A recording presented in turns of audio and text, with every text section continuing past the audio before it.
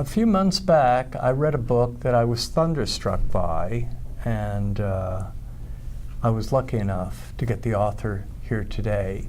My partner for the expedition today is Dr. Srini Pillay. He has written a book called Tinker, Dabble, Doodle, Try. Now, he'll explain more about that, the meaning of that title. But independent of that, this man is very fascinating, and his story is very fascinating. And we have been fortunate enough to have him join us today on Without Notes. Doctor, welcome. Thanks for having me.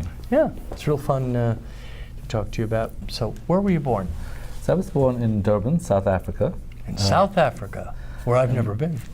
I'm fourth generation South African, so there have been a few generations of influence of Indian descent. Well, let's talk about your early years.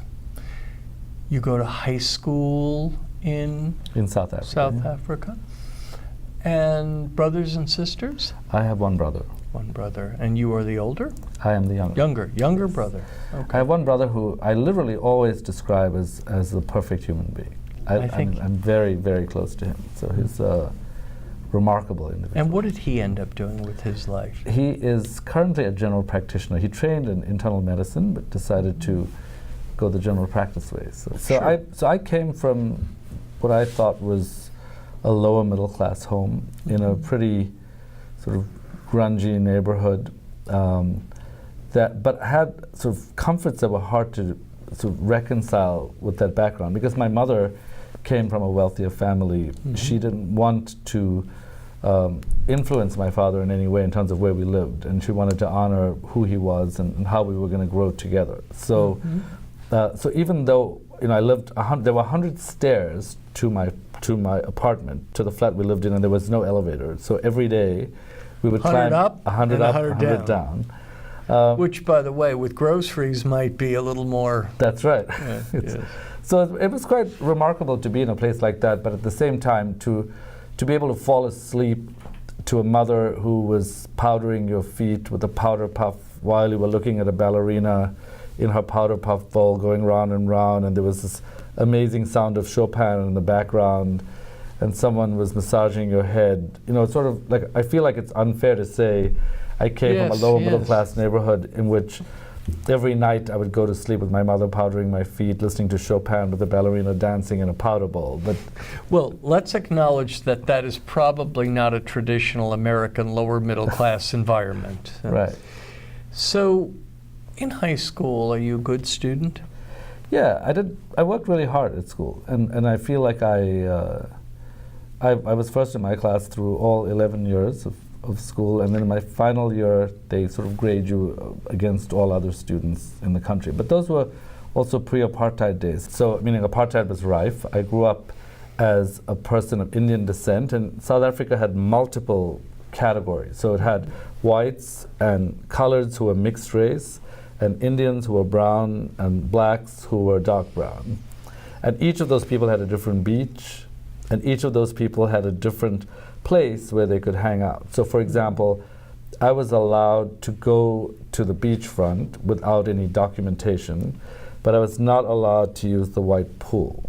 Whereas blacks couldn't even go to the beachfront because they needed to have documentation that they were allowed into the city. And the white beach was the nicest beach, and the colored and Indian beaches were sort of almost equivalent, and then the black beach was mostly pebbles. So it was from the outside, obviously, it sounds horrendous. You share with me and the audience that you were number one in your class. And there are certain kinds of people who school comes easy to, and other people who just work harder than anyone else. And then some people who are combinations of both. Who were you?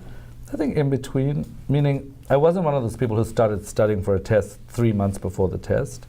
I always pushed it until the last moment. Would you describe yourself in your high school years, now with the advantage and disadvantage of hindsight, as hyper responsible? Yeah, I mean, so for example, people always think, oh my God, you did so well at school. Your parents must have been really on you. You must have been into every after school. It was the exact opposite of that. Literally, I would be at home, I'd be studying. My mother would come behind me, hold my head and say, darling, you should go to sleep. It's not good for your complexion to be up so late at night. I would say, what are you talking? I have a test tomorrow. She said, but your sleep and health is more important. I would say, Mom, I have to study. Can you please leave? So I think I was self-motivated in that way.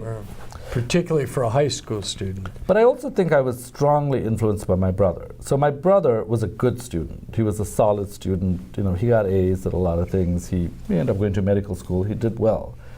But he had a particular delight in my successes. So I think because I loved the arts as much as the sciences, he would say, you know, when they announced book prizes at the end of the year, they would say, you know, the English prize goes to Srini, Pillay. And usually they were polarized. Like the person who did well at languages or at music didn't do well at math or science. And he said to me at an early age, he said, you know, if you really want, because I loved him so much, he said, if you really want to make me happy, you would just scoop up all the prizes. Like you would get English and Afrikaans and math and music. And so I did in many years.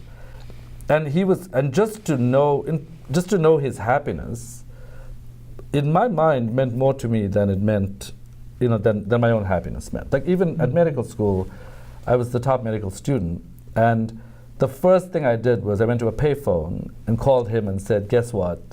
And when I told him that, he just started screaming on the phone. He said, you're the best. You just made my whole life. I can't even believe this happened. This is unbelievable. Like you just, so to have that kind of response in a sibling is pretty extraordinary. Extraordinary. And unique. Right. And to have that kind of, and he still is that motivating to me. So I consider myself very fortunate because I think despite the environmental circumstances in South Africa, I think, which were, by the way, in my mind, distorted in a certain way. Like I did not find all white people bad to me and all Indian people good to me. And, you know, there were some people, regardless of their color, were amazing.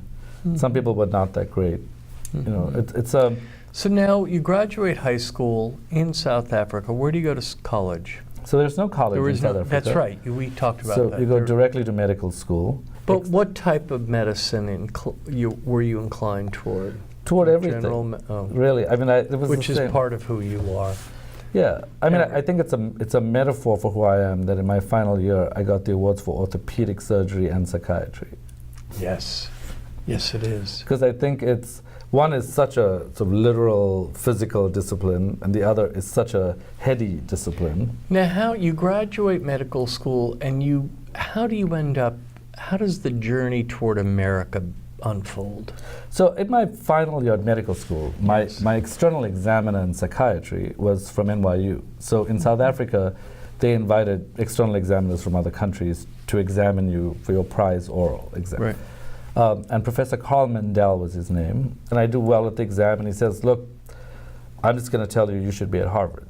And I thought, well, how do you go to Harvard? And I thought, well, there's a joke in South Africa. So South Africans in general, and at that time South African whites, but Indians were similar. Whenever you were not content about something, you would say, I want to speak to the manager, like now. And so I thought, well, if I want to go to speak to the manager. I'll speak to the manager of Harvard. So I called Harvard and said, I want to speak to the head. Can I talk to the manager, please? Right. And so they connected me with the main campus that said, what department do you want?